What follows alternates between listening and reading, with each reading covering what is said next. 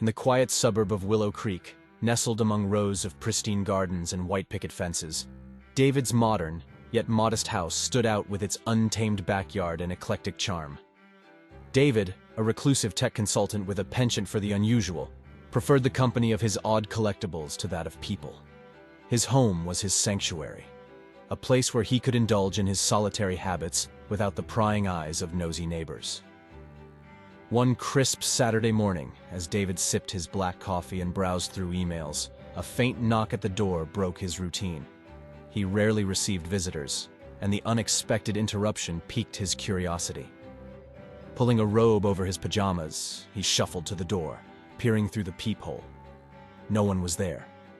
He swung the door open, and his gaze fell upon a peculiar sight. On his doorstep sat a garden gnome, its painted eyes gazing up at him with what seemed like a mischievous glint. The gnome, no taller than a foot, was unusually detailed.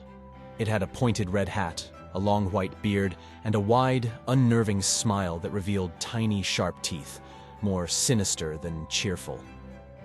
Intrigued by this odd and somewhat eerie figure, David picked it up, examining it closely. It felt surprisingly heavy, its ceramic exterior cold and smooth. Assuming it was a prank by local kids, David chuckled to himself and placed the gnome in his unkempt garden, amidst overgrown weeds and a rusty old bird bath. He quickly forgot about the gnome, immersing himself back into his world of gadgets and solitude. As dusk fell, a sense of unease crept over David. He found himself glancing out the kitchen window at the gnome, its features casting eerie shadows in the fading light. Shaking off the feeling, he attributed his discomfort to the stress of an upcoming work deadline. That night, strange noises disrupted David's sleep. He heard what sounded like faint whispers and soft footsteps outside his bedroom window. Restless and irritated, he got up to investigate, attributing the sounds to raccoons or stray cats that often roamed the neighborhood. As he peered into the darkness of his garden, the gnome caught his eye, its pale face glowing under the moonlight. David felt a chill run down his spine, but he dismissed it as a trick of the light. The next morning, David woke to find another gnome on his doorstep. This one bore a sneering expression, with beady eyes and hands positioned as if they were clawing at something invisible. Unease turned to annoyance. "Another one? Really?" he muttered, placing it next to the first gnome in his garden. Over the following days, more gnomes appeared, each morning greeting David with their increasingly disturbing appearances. One had an unsettlingly wide-eyed stare, another a grotesque grin. Each new addition to the garden seemed to watch him, their painted eyes following his every move. David's home no longer felt like a refuge, but a stage for some unseen observer's twisted game. As the number of gnomes grew, so did the peculiar happenings around David's house.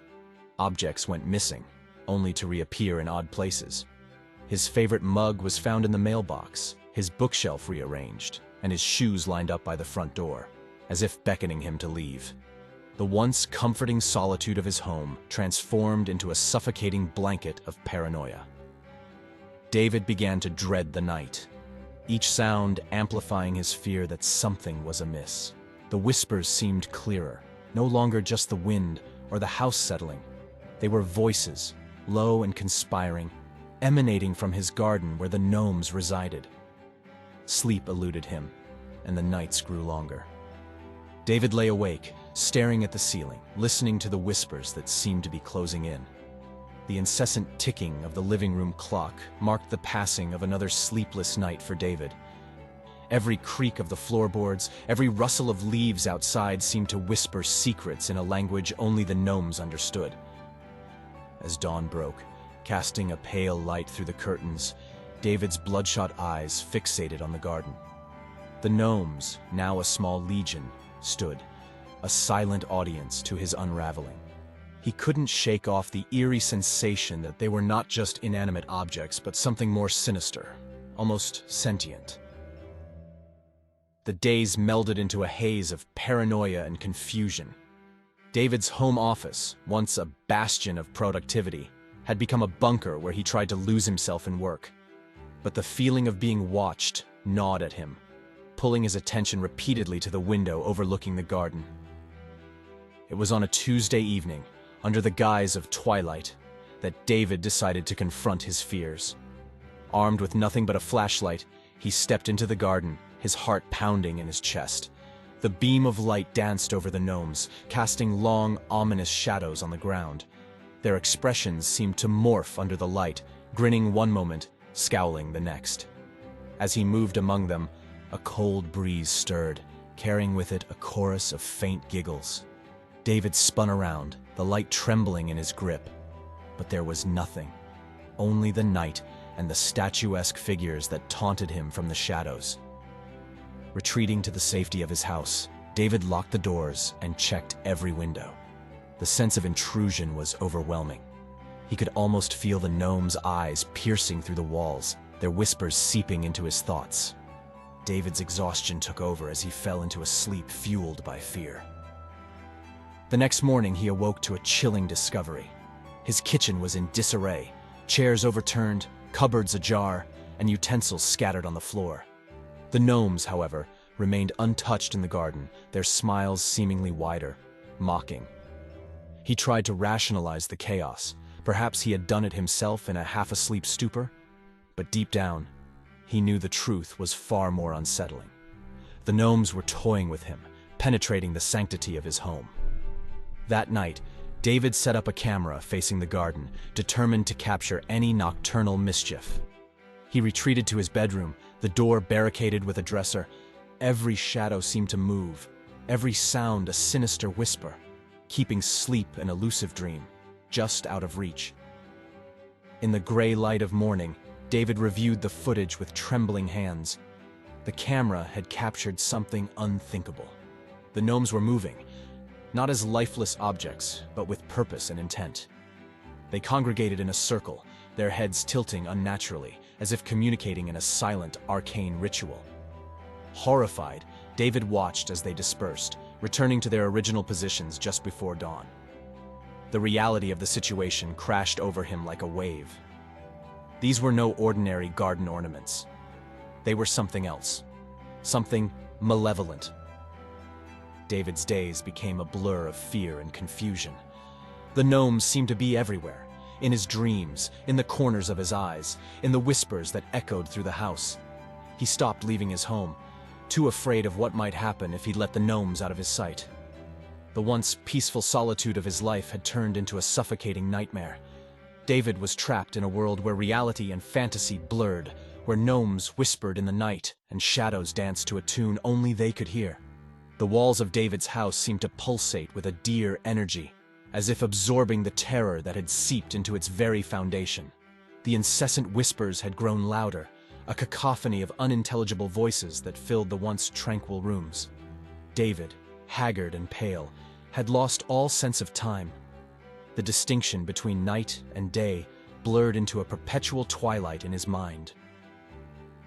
One fateful evening, as a storm raged outside, the electricity flickered and died, plunging the house into an abyssal darkness. David, armed with only a flickering candle, felt a surge of primal fear. The storm outside mirrored the turmoil within, each flash of lightning briefly illuminating the gnomes in the garden, who seemed to be inching closer to the house with every thunderclap. The whispers intensified, morphing into guttural chants that resonated with the storm's fury. David, quivering with fear, could hear soft, wet footsteps squelching across the muddy garden. The sound was drawing nearer, accompanied by a sickening scraping, like ceramic dragged across concrete. In a moment of horrifying clarity, David realized the gnomes were no longer in the garden. They were inside the house. David's breath caught in his throat as he saw them. The gnomes encircling him, their eyes glowing with a sinister, otherworldly light. He stumbled backwards, the candle tumbling from his grasp and extinguishing upon hitting the floor. In the pitch black, David could feel them closing in, their tiny hands clammy and strong. He could hear their ragged breathing, smell the earthy decay that clung to them. Panicking, he scrambled away, but every direction he turned, he bumped into their cold, unyielding forms. David's screams were drowned out by the thunderous roar of the storm. He felt sharp pains across his body as the gnomes clawed at his flesh. Their strength was unnatural, their grips unyielding. In a desperate attempt to escape, David managed to break free, only to trip over the prone forms of more gnomes that had gathered at his feet. He crawled frantically, his hands slipping on the slick floor, smeared with his own blood. The air was heavy with the stench of wet soil and rot. David's heart pounded in his ears, each beat a countdown to his impending doom. As he reached the staircase, a bolt of lightning illuminated the gnomes in surreal detail. Their faces twisted in malicious delight, their eyes burning with an inextinguishable fire. They swarmed over him, their tiny teeth gnashing, biting into his skin. The gnomes were relentless, their numbers seemingly endless. As they dragged him down, the last thing David saw was the ceiling above, swirling in a maelstrom of shadows and light. The storm eventually passed, leaving a haunting silence in its wake. The house stood dark and still, a tomb to the unspeakable horrors that had transpired within its walls. The garden was empty, the gnomes gone, leaving no trace of their existence, save for the devastation inside. The sun rose on a scene of carnage. The once pristine house was a picture of destruction. Furniture overturned, walls scratched and smeared with blood. In the center of the living room lay David, his body contorted in an unnatural pose, his eyes wide open in a frozen gaze of terror. Around him, in a sinister parody of a vigil, lay the broken pieces of the gnomes, their smiles now just shattered fragments amidst the debris. As the police tape cordoned off the scene, whispers circulated among the shocked neighbors. No one could comprehend the violence, the brutality of the attack. And as the investigators combed through the wreckage, they found no clues, no evidence, only the lingering question that hung in the air. What had happened to David in the darkness of that stormy night? In the quiet suburb of Willow Creek, where secrets lay buried and truths remained unspoken, the mystery of David's demise would remain unsolved. A chilling reminder of the darkness that lurks in the shadows, waiting to consume the unwary.